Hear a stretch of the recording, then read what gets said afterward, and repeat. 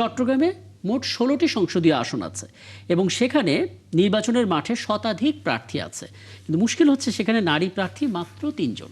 এবং অনেক নির্বাচন বিশ্লেষকরা বলছেন যে এটা আসলে শুধু বিএনপি না, সব রাজনৈতিক দলের জন্য একটা বড় চ্যালেঞ্জ হবে যে কেউ আসলে নারী প্রার্থী এখানে দেননি, কিন্তু নারীদেরকে তো আকৃষ্ট করতে হবে, কারণ নারী ভোটের সংখ্যা অনেক বেশি এখানে।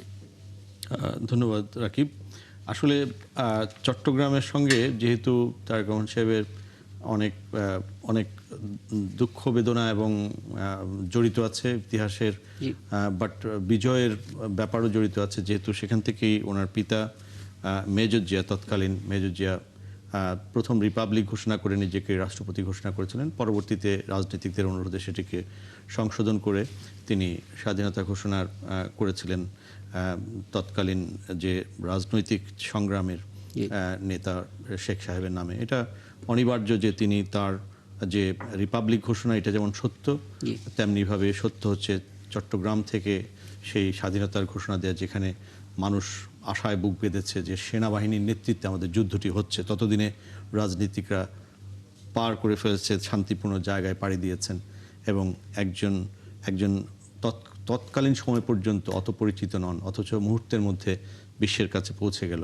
সেই চট্টগ্রাম। এবং যেই চট্টগ্রামের সেই ঘটনার মাত্র 10 বছর পর তার পিতার যে নৃশংস যে ঘটনাটি ঘটেছে, এটা অনেক দুঃখজনক একটি অধ্যায় ইতিহাসের। তো সেই চট্টগ্রামেই আজকে তিনি অবস্থান করছেন এবং যেই চট্টগ্রামের রাজনীতিতে জঞ্জাক্ষুব্ধ অবস্থা সব বড় পার্টির মধ্যে দেখা যায়, সেখানে এটা হচ্ছে চট্টগ্রামের রাজনীতির একটা বাস্তবতা। চট্টগ্রাম থেকে তিনি নির্বাচনী প্রচার শুরু করেছেন সিলেট থেকে, এবং দ্বিতীয় বিভাগ হিসেবে চট্টগ্রামে চট্টগ্রামে আজকে যাত্রা শুরু করে আজকে তৃতীয় দিন, এবং বলতে গেলে শাটল জনসভা, শাটল মিটিং, এবং সেখানে কালকে 6টি জনসভার কথা বলছেন। সুতরাং আমরা বুঝতেই পারি। এবং রাতে আমরা কিছুক্ষণ আগেও দেখছিলাম যে তিনি চট্টগ্রামের বিভিন্ন সড়ক প্রদক্ষিণ করছেন, সেই সবার আগে বাংলাদেশ যে গাড়িটি নিয়ে। সুতরাং চট্টগ্রামে যে নির্বাচনী উত্তাপ, সেই উত্তাপটি আজকে সেখানে রাত থেকে শুরু হলো এবং কালকে জনসভাগুলো হবে। ইমিডিয়েটলি হয়তো আগামী সপ্তাহে জামাতে ইসলামের নেতারাও সেখানে যাবেন। সো নির্বাচনের একেবারে বলতে গেলে গত 72 ঘন্টার মধ্যে প্রতি ঘন্টায় আধা ঘন্টা 1 ঘন্টা পর পর, ইভেন রাত 2টা 3টা 4টা পর্যন্ত বিভিন্ন বক্তব্য, বিভিন্ন কিছু আসছে। পুরো একটা নির্বাচনী আমেজের মধ্যে দেশ ঢুকে পড়েছে। কারণ ঢাকা, সিলেট তো শাহজালাল রহমতুল্লাহ মাজার থেকে যেহেতু একটা রেওয়াজ চালু হয়েছে, অনেক দলই সেটা করে এবং বিএনপি সবসময় সেটা করেছে।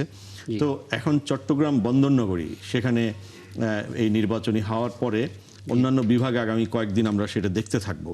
তো চট্টগ্রামে সেখানে আপনি যে কোনো নারী প্রার্থী, অনলি 3 জন নারী প্রার্থী, তাও 3 জনই হচ্ছে বামপন্থী 3টি দলের পক্ষ থেকে এটা, এবং অন্যান্য দল জামাত ইসলাম কোনো নারী প্রার্থী সারা দেশে যতটুকু আমার জানা মতে দেননি, এবং জোটের পক্ষ থেকেও আমরা কোনো নারী প্রার্থীর কথা এখন পর্যন্ত লক্ষ্য করিনি।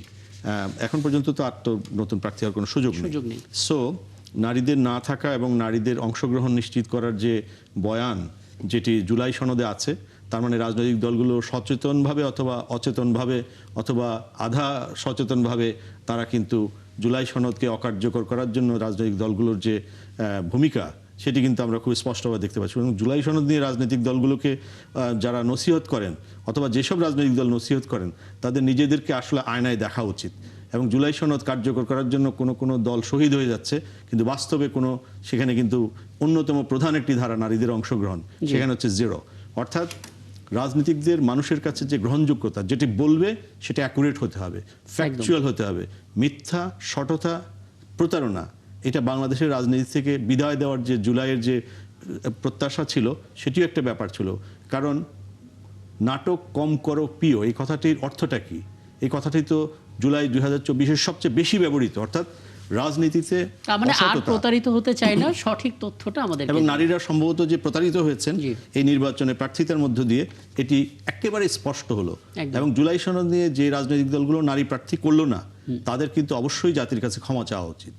আমি এখান থেকে আবার আলাপটা শুরু করব। অনলাইনে আমাদের যুক্ত থাকা অতিথিদেরকে আরও একবার পরিচয় করে দিই। দর্শক, আমাদের সঙ্গে যুক্ত আছেন এই মুহূর্তে যুব দলের সাবেক যুগ্ম সাধারণ সম্পাদক জাহাঙ্গীর আলম দুলাল যুক্ত হয়ে গেছেন আমাদের সঙ্গে।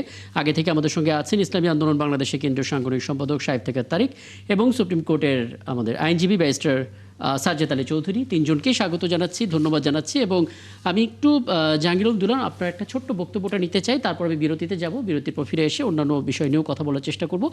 তারেক রহমান এই মুহূর্তে চট্টগ্রামে পৌঁছেছেন এবং আগামীকাল খুব ব্যস্ত সময় পার করবেন। বোঝাই যাচ্ছে 4টি জেলা 6টি জনসভা, এবং এই একটা চ্যালেঞ্জ বলা হচ্ছে শুধু বিএনপি না, জামাতে ইসলামী, এনসিপি এবং অন্যান্য রাজনৈতিক দল, বেশিরভাগ রাজনৈতিক দলের জন্য। সেটা হচ্ছে যে আপনারা কেউ নারী প্রার্থী দেননি। শতাধিক প্রার্থীর মধ্যে মাত্র 3টি নারী প্রার্থী এখানে আছেন, কিন্তু নারী ভোটার অনেক বেশি। কাজে খুব কৌশলগত দক্ষতা দিয়ে নারী ভোটারদের আস্থা অর্জন করতে হবে। এটা আসলে একেবারে অভিজ্ঞ রাজনীতি দিয়েই কাজটা করতে হবে। বিএনপি আসলে কতটা আশাবাদী এই জায়গাটাতে?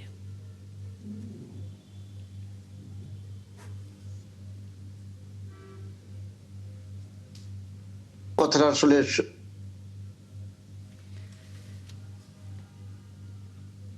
পুরোপুরি সঠিক নয়।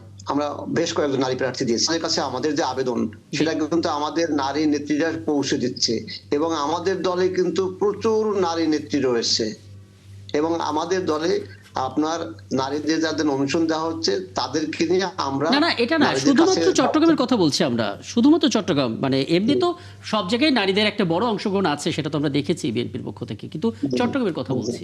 এখানকার চ্যালেঞ্জটা কি আসলে?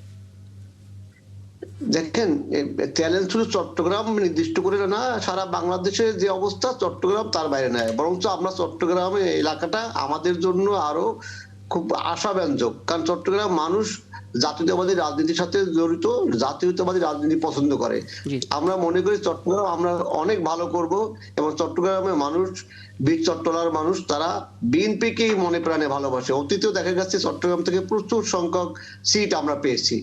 কাজেই আমরা আশাবাদী যে চট্টগ্রাম বিভাগে আমরা অনেক বেশি জয়লাভ করব অন্য দলের তুলনায়।